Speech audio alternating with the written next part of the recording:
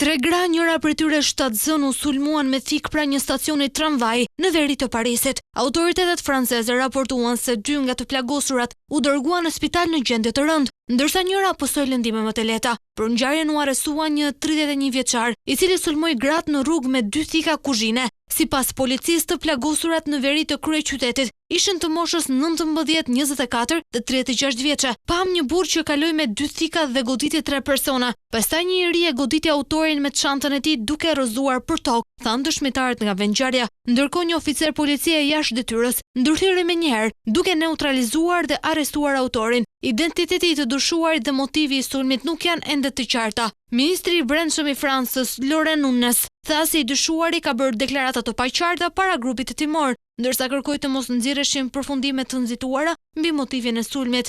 Referuar dëshmive dhe videove nga vendngjarja, Reuters shkruan se menjëherë pas sulmit, autori i dyshuar është dëgjuar të thotë: "Allahu më urdhëroi ta bëj këtë." Zyra e antiterrorizmit në Francë bëri të ditur se po ndjek procedurën e zhvilluar nga prokuroria e Parisit.